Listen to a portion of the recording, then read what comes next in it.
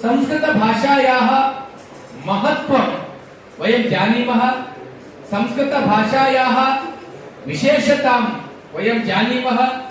संस्कृतं ये जानन्ति ते लोके कदापि पराजयं न प्राप्नुवन्ति। यतोहि संस्कृत भाषा, संस्कृत सरस्वती, संस्कृत वाणी तादृशी भवति सर्वान् जनान् उन्नत स्थानं प्रति नयति।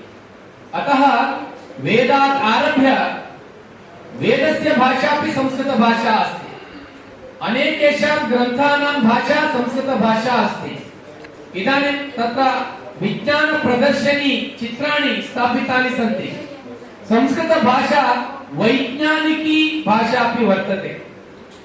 संस्कृत भाषायां लिखिताः अनेके ग्रन्थाः, अनेके विचाराः, वैज्ञानिकाः विचाराः सन्ति। अधुनापि जगति तले सर्वत्र संस्कृतस्य अनुसरणं कुर्वन्ति।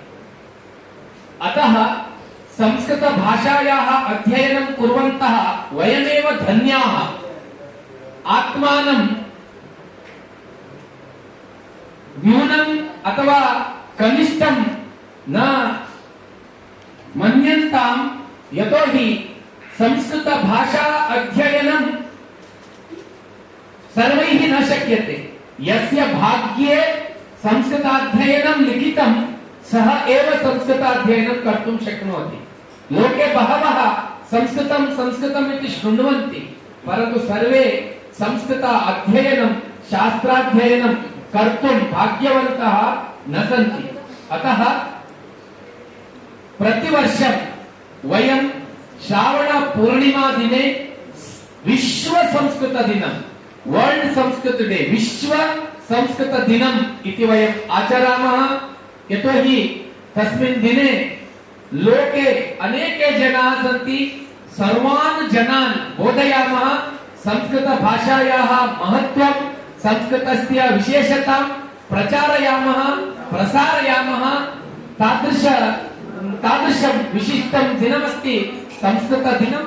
अतः तादृशं विश्व संस्कृत दिनम् उपलक्ष्य वयं साप्ताहिकं कार्यक्रमम् आयोजयामः। तस्मिन् साप्ताहिक कार्यक्रमे अद्य तृतीये दिने बाह्य छात्राणां, नाम अस्माकं परिसरीय छात्राणां कृते विविधाः स्पर्धाः आयोजिताः।